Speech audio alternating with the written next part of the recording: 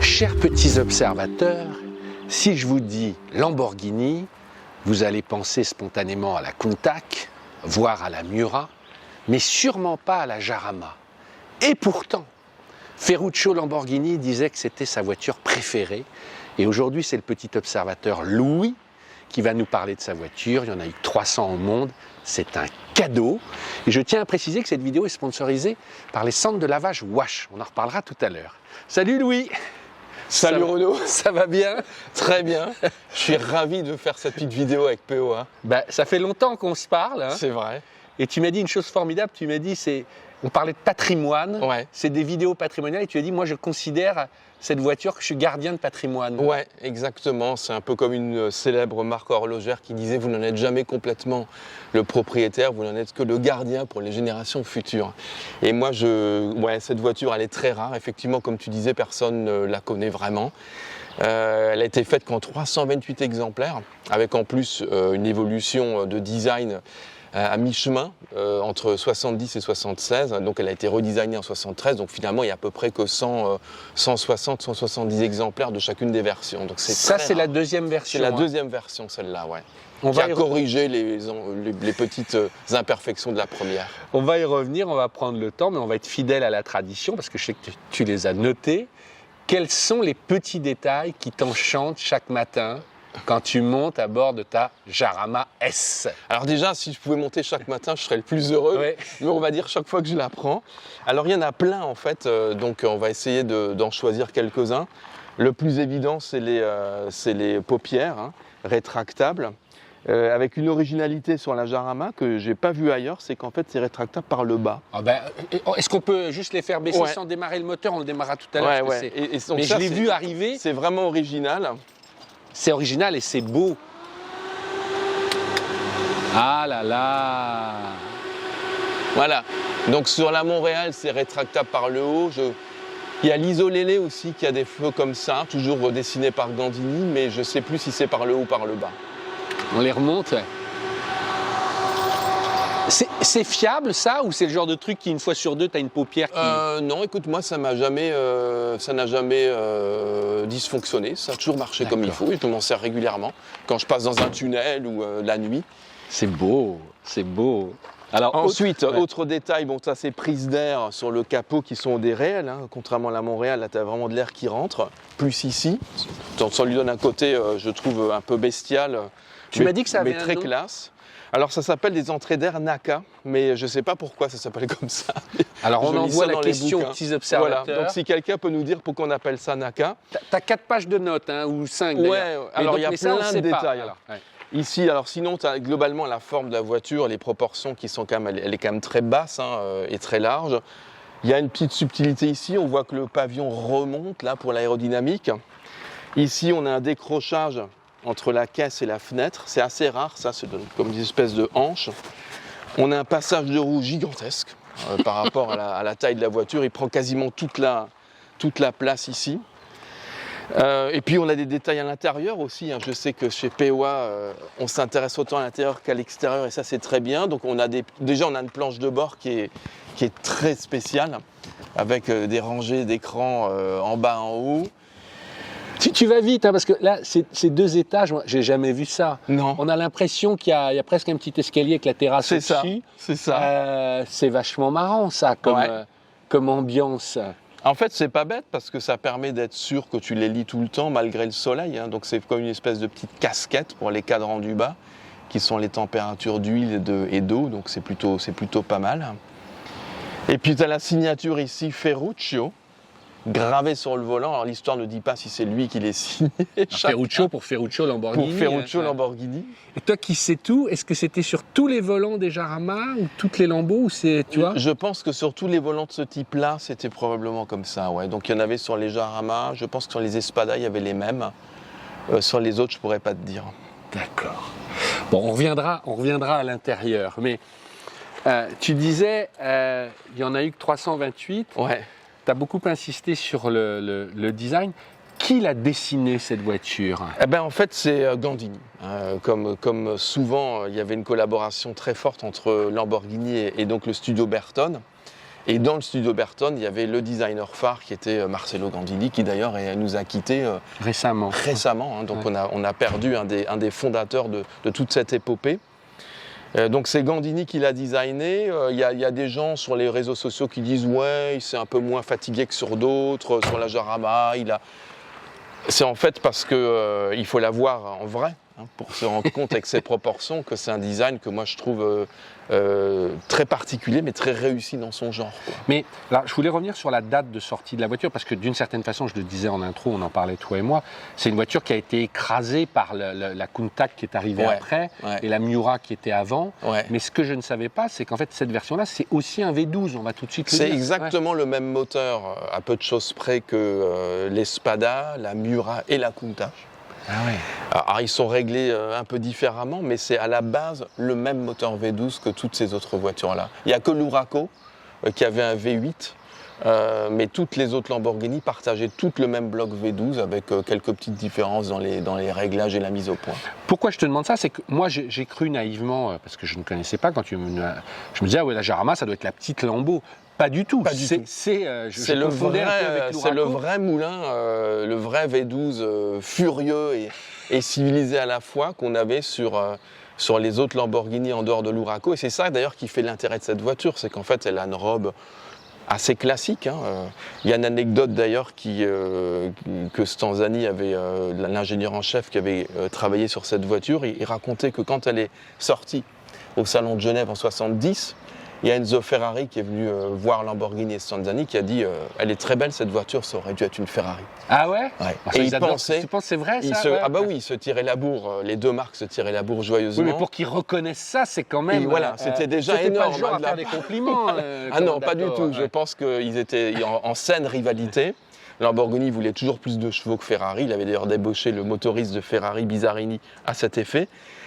Et donc, c'est vrai que c'est une voiture qui est d'une robe un peu plus classique. Mais c'est le même V12 avec les mêmes caractéristiques incroyables du moteur quand on commence à tirer dans les rapports, quoi.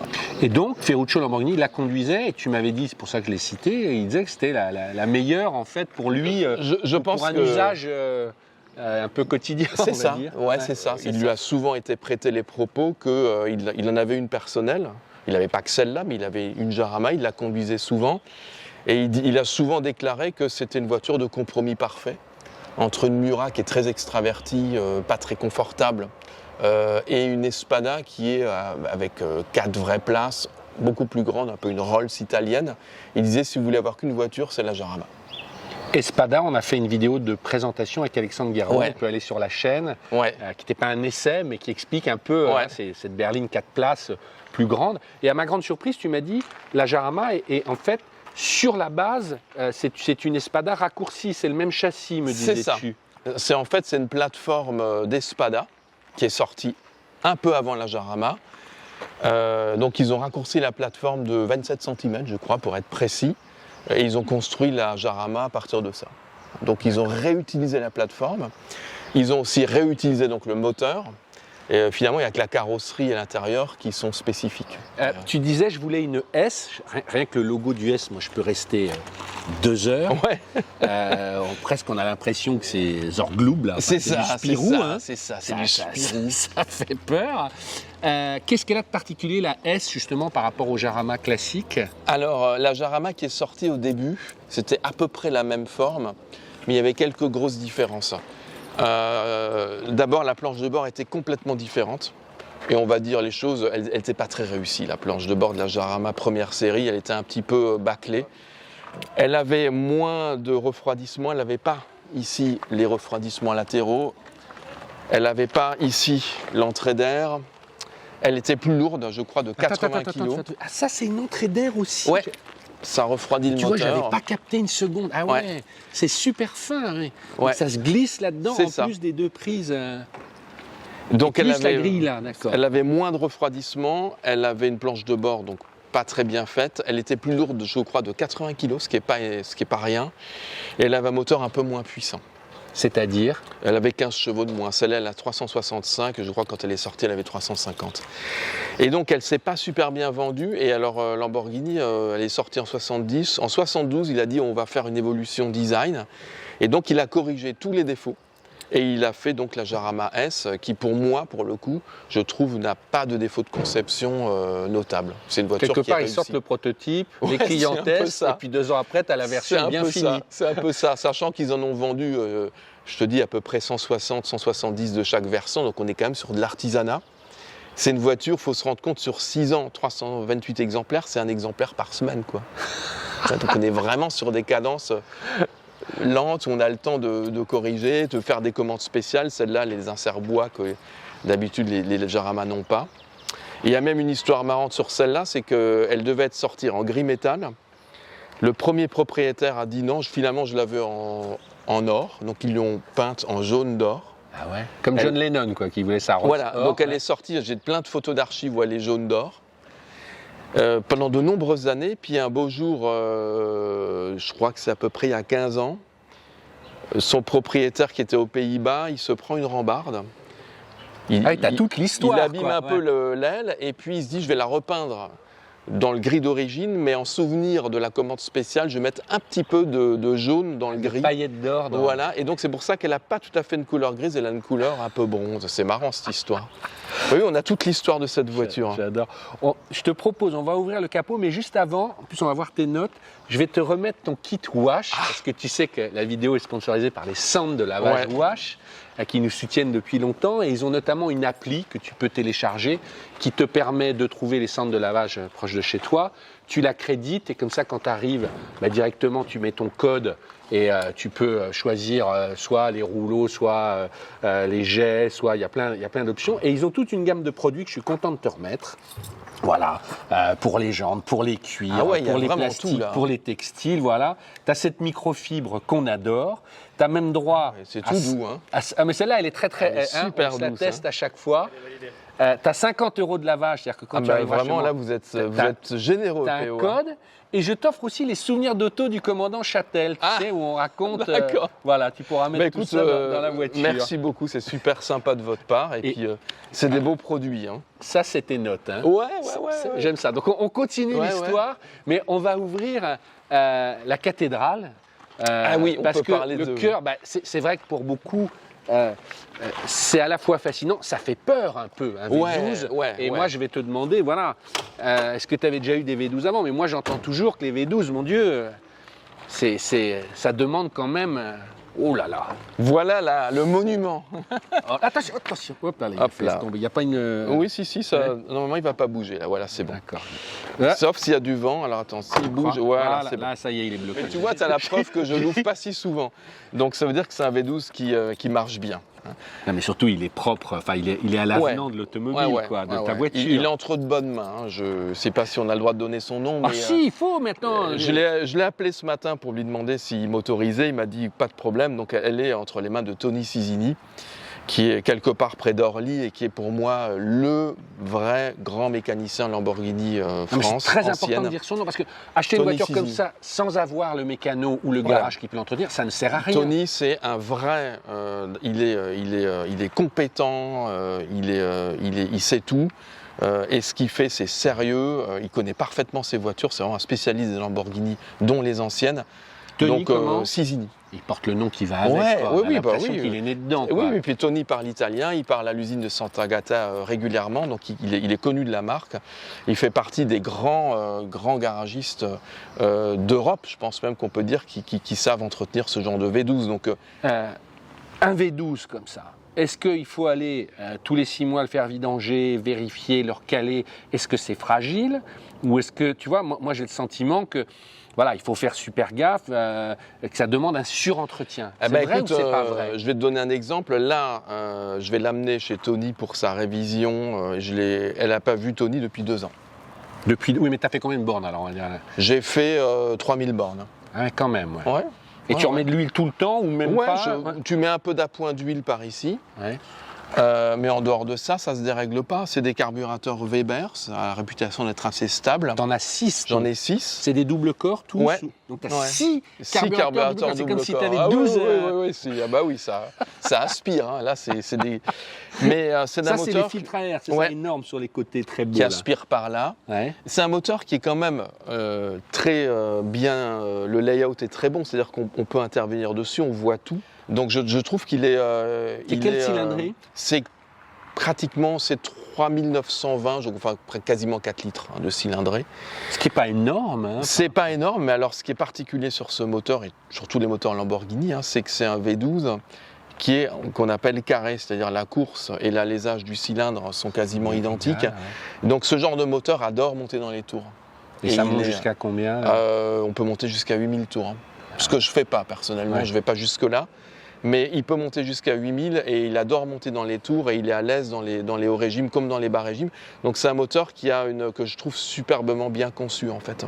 Et c'est pour ça d'ailleurs que ce bloc V12, mine de rien, il a équipé la plupart des Lamborghini de 63 à 2010. 47 ans. 47 ans avec des réalisages évidemment. On est passé du carburant à l'injection. Chez Lago, c'était ce que dit 2010. C'est allé jusqu'en 2010 sur la Murcielago, ouais. Alors évidemment, c'est une autre cylindrée, il y a de l'injection, il y a des accessoires qui changent, mais le bloc à la base est le même. Ce qui prouve que c'était quand même un moteur très très bien conçu à l'époque. Je pense que c'est un des meilleurs moteurs de l'histoire, ce V12 Lamborghini. Il n'aurait pas fait 47 ans si ça n'avait pas été le cas. On a changé les pales de ventilateur pour qu'elles refroidissent un peu mieux. On a changé l'injection électronique, l'allumage électronique, pardon, qui n'était pas très fiable.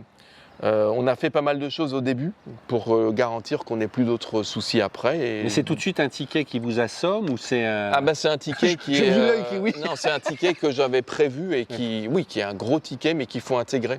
En fait, une voiture comme ça, il faut se dire il y a 10% du prix qu'on va mettre en plus pour bien régler les problèmes qu'elle peut avoir si elle n'a pas roulé, et c'était son cas, elle ne roulait pas beaucoup. Il faut toujours avoir une petite réserve. Toujours. Enfin, même grosse parfois. Celle-là n'avait pas beaucoup roulé, le propriétaire précédent était très soigneux, mais il ne roulait pas. Et donc, une voiture qui ne roule pas, il y a toujours des petits ennuis au démarrage qu'on voit dans la première année, quoi. Ça consomme beaucoup. Oh. Alors ça, c'est en général Julien qui pose la question. Mais après, souvent, les gens lui reprochent. Mais là, c'est tellement drôle de demander. Mais ce que tu m'as dit tout à l'heure, c'est quand même une voiture qui n'est pas politiquement correcte. Ah bah oui, là, moi, je fais des petites balades. J'ai conscience qu'elle est à 25 litres au 100. Ouais. Donc, et encore quand on ne tire pas dedans, quoi. Ouais, ce qui est mon cas. Mais ça veut dire que, concrètement, quand tu fais 1 kilomètre avec celle-là, tu émets autant de CO2 que 3 voitures normales ou 4. Ouais. Donc, on ne fait pas des grandes distances. Moi, je ne vais pas aller faire Paris, Toulouse avec une Jarama. Je pense que c'est pas... Ça pouvait atteindre combien? Ça frôlait quoi? Elle est donnée pour 200, plus que 250, je crois, entre 250 et 260. Ouais. T'imagines à l'époque, c'est ça à l'époque, était monstrueux. Il n'y avait même pas d'imitation de vitesse, je crois, à l'époque. Donc, c'était quand même un peu... Mais ça montre toute l'époque, d'insouciance, d'insouciance climatique, aussi d'insouciance pour soi-même, pour sa sécurité. Regarde, tu as des cendriers à l'avant, à l'arrière, tout le monde fumait, enfin, c'était une autre époque. Ah, dis donc, mais il y avait un truc que j'avais pas vu, c'est que là, il y a une boîte à gants qui se ferme pas, mais on a devant soi un espace de rangement qui est conséquent. Ouais, c'est rigolo ça. En fait, on est bien assis là-dedans. Mais alors, ce que j'allais te demander, c'est confortable? Ah, mais c'est hyper confortable. Ouais. C'est hyper confortable. C'est bas, mais on est super bien. Alors ça, c'est une ergonomie à la Citroën de la grande époque. Et encore, là, il faut te dire, il est bien parce que sur la série 1, ce cadran-là, il est là. Tu vois, donc il faut se mettre comme ça pour régler. Donc ça fait partie des nombreuses bizarreries de la série 1. Donc ils l'ont mis là, ce qui est quand même déjà beaucoup mieux. Bon, concrètement, quand tu as une V12 Lamborghini, tu mets pas l'autoradio. Tu mets la symphonie du V12. D'accord. Tu parlais, tu l'as dit un peu rapidement, mais le bois, c'était pas de série, mais c'est le client qui l'avait demandé et ils lui ont mis. Oui, en fait, à l'époque, tu pouvais faire des commandes spéciales parce qu'elle sortait en toute petite cadence. Donc cette voiture-là, en fait, dans la gamme Lamborghini, elle a remplacé une voiture qui n'est pas très connue non plus, qui s'appelle l'Islero, qui était pareil, une espèce de 2+2 assez élégante. En V12 aussi? En V12. Et qui était jugée vieillissante. La plateforme était jugée vieillissante, donc l'Islero avait exactement un bois comme ça. Et donc le client de cette voiture-là, il a dit, écoutez, elle est sympa, mais vous me faites le même bois que l'Islero, et ils lui ont fait. Ah ouais. Et c'est les mêmes gros boutons, ça j'adore, c'est les vitres électriques. C'est les vitres électriques. Mais en fait, ils te montrent la flèche pour te dire, elle ouvre celle-là. C'est pas en haut, en bas, mais j'adore. C'est ça. Imagine c'est des énormes boutons. Ça, c'était le bouton du deuxième ventilateur. Ouais. Donc, quand le moteur chauffait, tu mettais en route un deuxième ventilateur pour le refroidir. Et pourquoi il y a 2 fois les essuie-glaces? Ça va. Bon, c'est un coup de vent. Ouais. Mais Ça au moins, arrive. ça Ouais, c'est part, propre. on sent que c'est propre. C'est propre. Ouais, ouais. Mais quand même, hein, En fait, dès qu'il y a du vent, il se ferme. Ça, c'est vrai que c'est. Mais il s'est claqué proprement. Ouais, ouais, il s'est claqué Parce que proprement. Je vois que tu es très serein. Moi, mon cœur vient de partir à Ça m'est déjà arrivé plusieurs 300 fois. à l'heure. Ouais. Ça m'est déjà arrivé plusieurs Faut fois. dire que c'est vertical. Ouais, c'est très vertical. Ouais. Ici, c'est les deux vitesses calme, de. C'est les deux vitesses. C'est quoi les 2 vitesses d'essuie-glace. Alors, en fait, là, maintenant, on les a chantés. Je crois que j'ai plus qu'une vitesse. D'accord. Et après, c'est les différentes commandes. Alors, elle avait la clim. Hein, donc Et c'est ce que j'allais te demander. C'est quoi ce bouton-là là Alors, ça, c'est pas un bouton, c'est un témoin de frein défaillant. Ça, c'est le warning. Ouais. Et ça, c'est la clim qui est là, mais en fait, on l'a jamais fait fonctionner parce qu'il faut changer le liquide de frigorigène et il est plus aux normes, et donc il faudrait reconditionner Oui, puis surtout, la ça clim, pompe quoi. beaucoup sur le moteur. Ah ouais. Mais c'est Donc je vrai m'en que- sers pas, j'ouvre les fenêtres. Et derrière, oui. Enfin bon, il y a des places qui sont belles, mais enfin, il faut avoir des petites jambes. Il faut avoir des petites jambes. Alors ce qui est marrant, c'est que c'est fait pour des gamins, mais tu as quand même 2 cendriers, quoi. Tu vois, Oui, mais en Italie, on fumait des 7 ans. tu fumais des 7 ans, quoi. Bon, on va aller faire un petit tour. On va plugger une caméra et on va faire la procédure de démarrage. Ouais. Bah, en fait, tu mets le contact Tout ici. s'allume, ouais. Allez, Voilà, tout s'allume. ouais. On entend la pompe essence qui Ah ouais, on gave les n'entendra carbures. pas au micro, mais là, il y a des voyants qui s'allument ou pas? Je vois rien. moi. Bah là, C'est tout oui, petit, j'ai les la lumières. charge batterie et le frein à main. Ouais.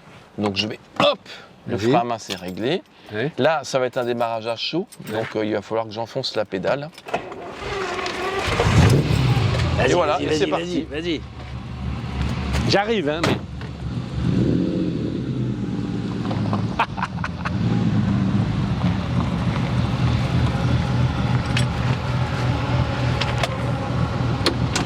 Ça fait presque peur. Ah, ça fait peur, hein. Le V12 qui gronde. Là, on est qu'à 2000 et on a déjà une petite sonorité sympa.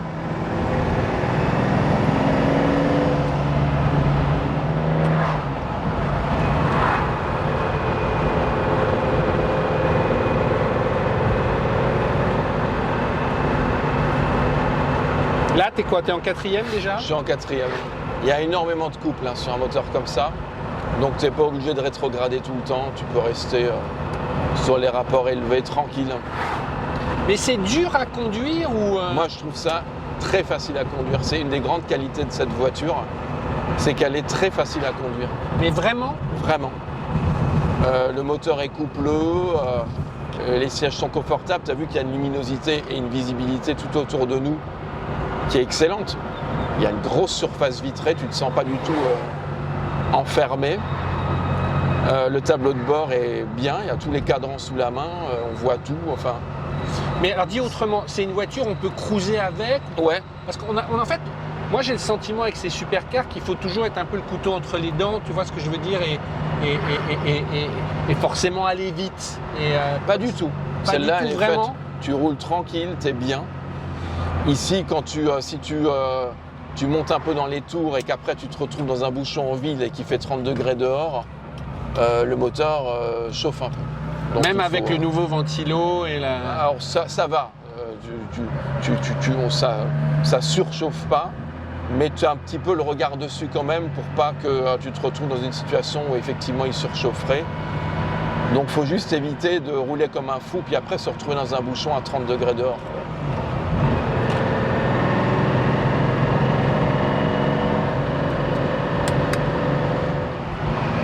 Ouais, tu disais, elle a tendance à chauffer. Un petit peu quand tu es en ville et qu'il fait très chaud à l'extérieur, quand tu as des canicules, tu vas éviter de la sortir parce que là tu sais que le moteur va chauffer un peu. Mais il y a aussi le train avant qui est un peu lourd sur cette voiture du fait que le V12 est vraiment très à l'avant. Donc tu vas faire un peu attention, elle est un peu sous-vireuse. Tu t'es déjà fait peur?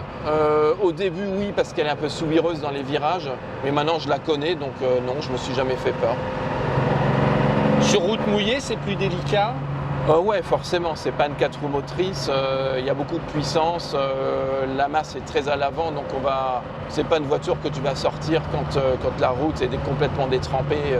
Elle a déjà pris des averses, hein, elle est étanche, mais c'est pas une voiture que tu vas avoir du plaisir à conduire sous la pluie. Maintenant que tu as goûté au V12, tu pourrais revenir à un 6 cylindres, tu vois ce que je veux dire? Est-ce qu'on est picousé avec ce type de voiture ou pas forcément? Parce que tu as un choix éclectique. Hein, Ouais.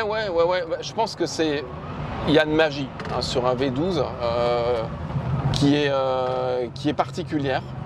Donc je dirais que probablement rien ne remplace un V12. Maintenant, est-ce que je peux conduire qu'en V12? Non. J'ai d'autres autos qui ont toutes sortes de moteurs. Mais c'est vrai que le V12, il a quelque chose de vraiment particulier. Sa souplesse d'utilisation, sa sonorité, son couple disponible à tous les régimes, c'est quand même assez extraordinaire. Et puis il y a une autre caractéristique, ce moteur, dont Lamborghini était très fier, c'est qu'il vibre pas. Il paraît que Lamborghini, quand il a présenté la première fois ce V12 aux journalistes, il a mis une cigarette à la verticale sur le moteur, il l'a fait tourner, la cigarette tenait debout. Et il a dit, vous voyez, c'est un moteur parfaitement équilibré. Ça le fait toujours, ça. Ah ouais. Mais les pièces sur les Rolls, sur les Lexus, sur... Bon, puis elle a cette sonorité qui est quand même... Oui, on sent que... T'es pas obligé de rouler vite, t'as déjà les vocalises d'un V12. Il y a combien de litres d'huile sur un moteur comme ça? Il y a 12 à 14 litres. Je me souviens plus très bien, donc c'est quand même beaucoup. Hein. Faut pas mégoter sur la lubrification. Ah non. C'est la dernière chose sur laquelle il faut faire des économies. Une voiture comme ça, il faut mettre une bonne huile, il faut faire l'appoint et puis il faut la changer régulièrement. Même si elle ne roule pas d'ailleurs. On parlait du fait qu'il faut toujours avoir une réserve pour l'entretien. Ça coûte combien une Jarama? Est-ce qu'il y a une différence entre les deux versions? Alors c'est difficile à dire parce qu'en fait, il y en a très peu en vente. Donc après, il y a les prix affichés, il y a les prix réels de transaction. Je pense que ça coûte entre 150 et 220 000 euros selon l'État. Je suppose, je ne suis pas un expert, qu'on doit être dans ces eaux-là, mais c'est très rare, il y en a tellement peu. Si je te suis, c'est une voiture de connaisseur et c'est pas une première voiture de collection. Non. Il faut déjà avoir un background, une connaissance. Ouais, je conseille pas de prendre ça en première voiture. Après, c'est élevé, hein, comme montant, c'est très élevé. Mais certaines cotent beaucoup plus. Hein.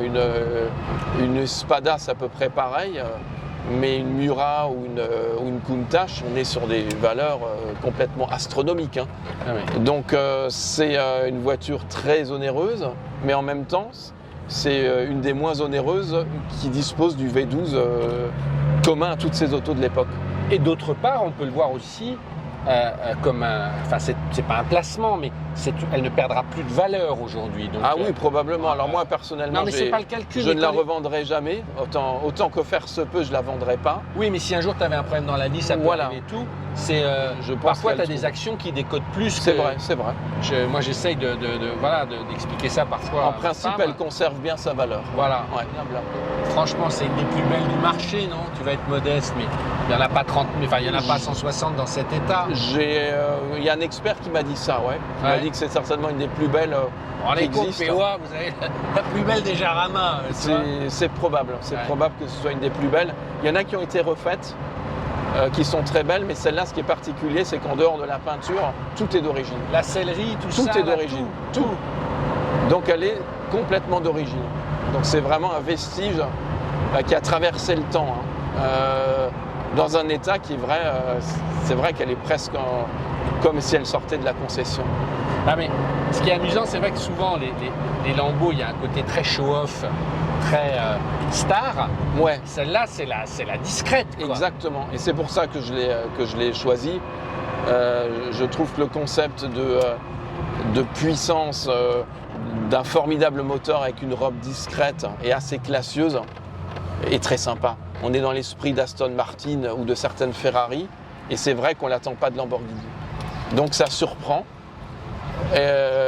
mais quand on lit l'histoire et que, comme tu le disais tout à l'heure, tu vois que Ferruccio disait Lamborghini, en fait, On va aller se remettre où on était. c'est comme ça que j'aime les voitures. C'est ce qu'aimait aussi Lamborghini. Il a aimé les designs audacieux, mais il a aussi aimé ce genre de voiture. Finalement, c'est une voiture qui est dans l'esprit du fondateur. Regarde le moteur, là, regarde, je suis à 80, huile et eau, donc ça va. Il ne surchauffe pas. On a oublié ça, mais on vivait avec tous ces compteurs, on surveille tout le temps la température. Tu regardes tout, bon là le voltage est un peu bas parce que, bon, il est bas parce que le ventilateur est allumé. Là, tu as un ampèremètre pour voir si ton alternateur marche. Ça, c'est la pression ou la température d'huile? Et ça, c'est la pression d'huile, très important. C'est le cadran le plus important finalement. C'est pour ça qu'ils l'ont mis au milieu. Il faut vérifier que tu en as tout le temps. Et température d'eau, température d'huile. Voilà. Et l'essence au milieu. Et l'essence au milieu. Bon, on va couper. Waouh! T'as entendu les petites vocalises du moteur? Ça rigole pas, quoi. Hein. Tu sens que, bon, hein, Je voulais que tu nous parles aussi, pour finir, des pneus et des jantes. Parce qu'on s'y est pas attardé, mais on se faisait la réflexion sur l'épaisseur des pneus. Ont un rôle d'amortisseur. Et tu m'as dit, oui, là, c'est des pneus d'époque. C'est des gros flancs. Alors, bon, on les a changés, mais c'est des Michelin XWX qui sont conformes à la montre d'époque. Donc, c'est des refabrications. Ouais. C'est super. Et donc, il y a le même motif que les pneus d'époque. Le même dessin, quoi. Ouais. Le même dessin. Et puis, oui, c'est des pneus avec des gros flancs. Donc, en fait, c'est assez confortable. Et ça, c'est les jantes d'époque aussi, les jantes alu d'époque. Alors, sur la première série, là, pour le coup, c'était mieux. Ils avaient des jantes qui ressemblaient à qui étaient celles de la Miura. Donc, des jantes extrêmement design. Celles-là, elles sont un peu plus conventionnelles. Mais c'est les jantes d'époque. Alors, elles sont en magnésium, à préciser. Ah oui, c'est pas de l'alu. Non, c'est pas de l'alu. Donc, plus rare et plus cher. C'est plus rare, plus cher. C'est plus léger aussi. Donc il faut en prendre soin. Il faut bien qu'elle soit peinte et étanche, parce que le magnésium, c'est un matériau assez fragile. D'accord. On regarde juste le coffre pour finir aussi, où tu mettras ton kit wash. Les feux sont allumés d'ailleurs, on va les éteindre. Ah oui, on va les éteindre. Tu vois. Une particularité de la Jarama, c'est qu'on a l'impression qu'elle a un grand haillon. Ouais. Parce que il y a cette pente qui n'en finit pas. Comme une Ghibli. Voilà, mais en fait, c'est un petit coffre. Voilà. D'accord. Ouais, mais tu as quand même pas mal de choses. Il y a de la place. On peut mettre pas mal de choses. Et en fait, là, il y a le réservoir. C'est pour ça qu'il y a toute cette espace. Ah oui, cette grande. Parce que c'est 100 litres au moins, non? Ah oui. Il faut bien ça. Il y a donc ce gros réservoir d'essence qui est entre le coffre et les places arrière. Ça, c'est juste de la déco ou c'est pour l'équivalent? Ça, c'est un autre détail qui tue, c'est qu'en fait, tu as le réservoir à droite. Ouais. Et ça, c'est juste de la déco alors? Pour faire de la symétrie, ils ont mis un truc déco à gauche. Mais il n'y a pas de réservoir. D'accord. Donc le réservoir, il est là. Est-ce qu'on a tout dit? J'ai envie de rien oublier moi-même. Pour quelqu'un qui verrait c'est... je pense qu'on a fait le tour. Bon, Louis, merci. Mais parce qu'il n'y a pas tant de vidéos que ça aussi. Non, il n'y en a pas. Il y en a une qui est celle de Doug Marino, de Doug. On salue, hello Doug. Qui se moque. Alors, il m'a aidé à la découvrir, donc merci à lui. Mais il faut pas. Il y a toutes sortes de choses qui sont dites ou écrites sur la Jarama. Il y a peu de gens qui l'ont vraiment vu et encore moins qui l'ont testé. Tu m'étonnes avec le nombre. Donc je pense que si j'ai pu éveiller un peu l'attention sur ce modèle qui pour moi est réussi et qui est vraiment dans l'esprit de Lamborghini, c'est déjà bien, comme on dit. Louis, merci pour les petits observateurs. Merci pour POA. Merci. Bon Renaud, retour. Merci Julien. Abonnez-vous à POA, c'est important pour nous. Tous les mercredis, c'est les voitures anciennes. Vous pouvez d'ailleurs retrouver l'épisode qu'on a fait sur la Lamborghini Espada. Et tous les vendredis, ce sont les voitures modernes en essai. Et les lundis, live ou reportage. Je vous dis à bientôt et merci de nous suivre. Au revoir. Ah, c'est bien fait. C'est surtout, il faut une voiture exceptionnellement qui filtre très très bien, comme la C5X, quoi. Les vibrations. Sinon, ça bouge tout le temps. Ouais. Une voiture exceptionnelle. Donc tu as choisi une voiture qui filtre parfaitement. J'ai toujours aimé les gros Citroën. Moi, je suis un... Elle est géniale cette voiture, personne ne l'aime, mais elle est fantastique. Moi je l'aime bien. Elle est super. Moi je la trouve vachement bien. Pourquoi tu dis qu'on l'aime pas? Non mais parce qu'elle se vend pas, que les gens se moquent gentiment de moi toujours. Ah ouais? Mais tu sais quoi, on dirait les codes de l'ASM. En fait c'est une série spéciale, c'est un concessionnaire qui s'est amusé. On dirait les sièges de l'ASM, en fait. Mais c'est génial. Il m'a mis Palace, il m'a mis un cuir exprès.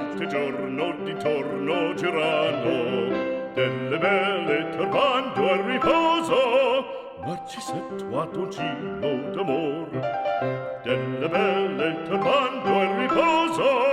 Narcisetto Adolcino d'amor.